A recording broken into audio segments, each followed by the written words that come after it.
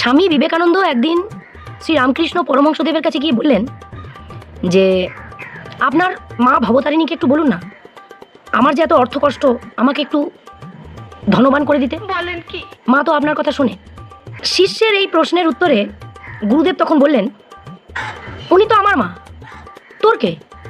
তোর যদি মায়ের কাছে কিছু চাওয়ারই হয় তুই নিজে বলগে যা।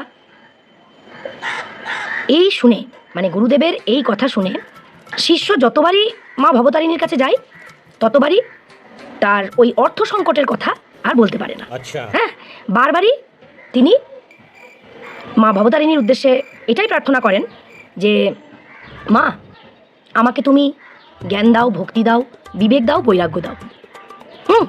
গুরুদেব এই কথাটা শুনে তার পরম শিষ্য স্বামী বিবেকানন্দের উদ্দেশ্যে বলেন, তুই একদম ঠিক চেয়েছিস, কারণ অর্থ তো নশ্বর, ধ্বংস হয়ে যাবে একদিন, কিন্তু তোর বিবেক, তোর বৈরাগ্য, তোর জ্ঞান, ভক্তি, এইগুলো হচ্ছে অবিনশ্বর, যার কোনো ধ্বংস নেই। মানে এইগুলো হচ্ছে পরম সঞ্চয় জীবনে চলার পথে। শুধুমাত্র এইগুলোকে সাথে নিয়েই তুই একদিন এই পৃথিবীর মায়া ত্যাগ করতে পারবি।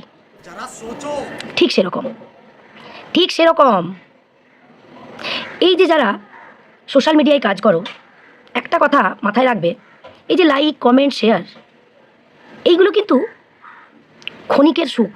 ঠিক বলেছ। কারণ এগুলো প্রত্যেকটা জিনিসই নশ্বর, সময়ের সাথে সাথে এগুলো সব ভেঙে যাবে, সব ধ্বংস হয়ে যাবে। আজকে তোমাকে সারা বিশ্বের মানুষ চিনবে এই সোশ্যাল মিডিয়া প্ল্যাটফর্মে, কিন্তু তোমার যদি আত্মমর্যাদা, তোমার ব্যবহার, তোমার আত্মসম্মানটা যদি তুমি এই সোশ্যাল মিডিয়ায় এসে বিসর্জন একবার দিয়ে দাও না, সে মানুষ তোমাকে যতই দুদিন মাথায় করে নাচুক না কেন, কালের নিয়মে কিন্তু একদিন তুমি ধ্বংস হয়ে যাবে। টাকা হয়তো তুমি প্রচুর রোজগার করে ফেলবে, কিন্তু সম্মান, সেই সম্মানটা কিন্তু পুরো বিসর্জন হয়ে যাবে, পুরো। নিঃসন্দেহে তুই ঠিক কথা বলেছিস। তাই এই লাইক, কমেন্ট, শেয়ার কিন্তু এই কয়েক মিনিট বা কয়েক ঘন্টার খেলা মাত্র।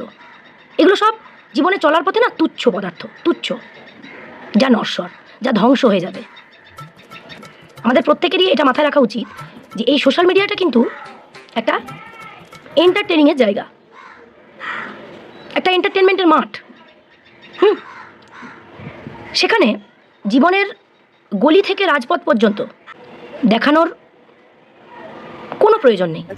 দিনের শেষে তোমার এই আত্মসম্মানটুকুই তোমার সাথে যাবে।